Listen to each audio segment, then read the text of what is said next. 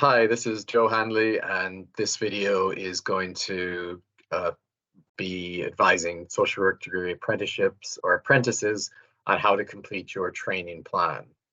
So again, this is what you see when you log in. And if you scroll down a little bit, you can see the Open University Apprenticeship Record. You click on that, and you get this screen. And the second thing here is the training plan. So you complete the training plan at the start of your apprenticeship, and you update it every year when you'll be issued a new apprenticeship record. So don't worry about that for just now. So the training plan, you see when you open it, it has your details at the top, and then it's got these 6 different sections. So the first section that you click on to expand is just a guide to completing your training plan, has some useful links and things there. So don't worry too much about that unless you need some advice.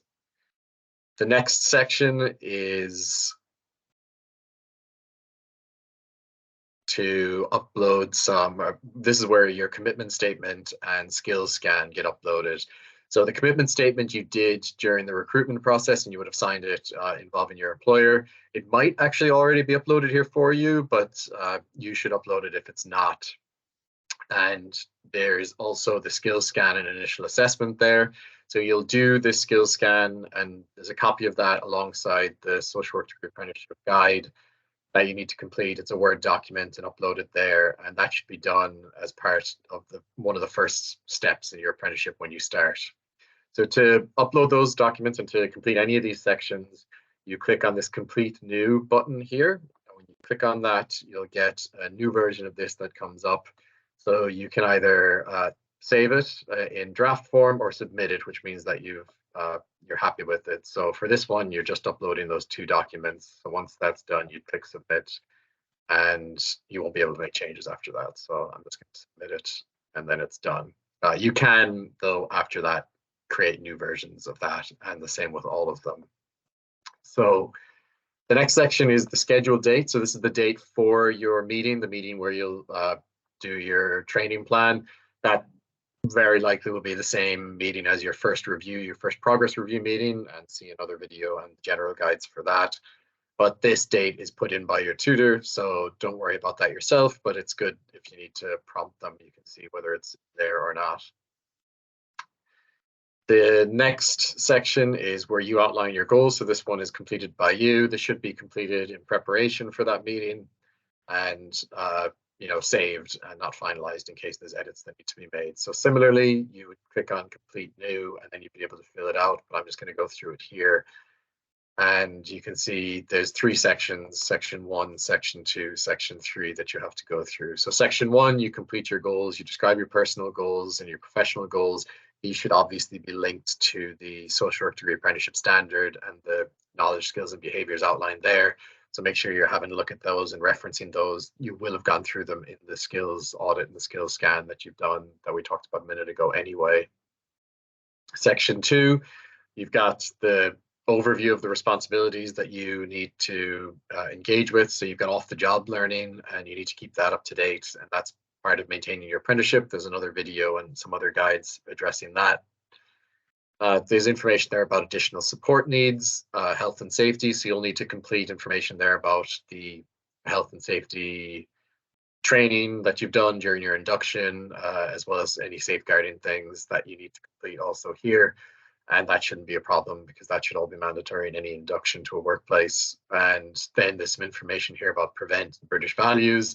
These are mandatory things that you need to be aware of as part of the apprenticeship. And then once you get through all that, you confirm that you recognize that everything in that section is your responsibility and you understand. And then the final section, you would put in your line manager's details. So you're responsible for putting your line manager's details and their email address here. You can also put in any other names or addresses there to send a copy to them. You might want to put in your tutor there because that will just alert them to the fact that you've made it to this stage and you've completed this section.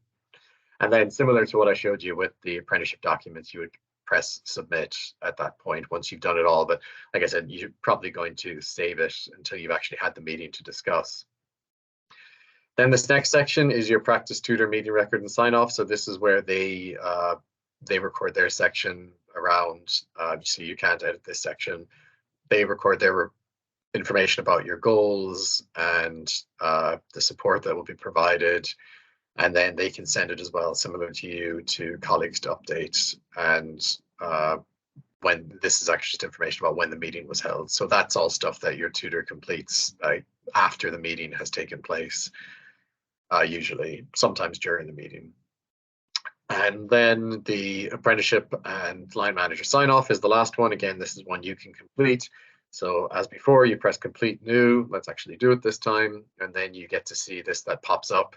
So you complete reflections and agreements that came out of the meeting, and in section 1, then you move on to section 2, where you put in information about this at the top here. It's about anyone else you want to send it to. So for example, your tutor, again, it might be useful to have them included here, and that way they get a copy and they know that you've made it to this stage.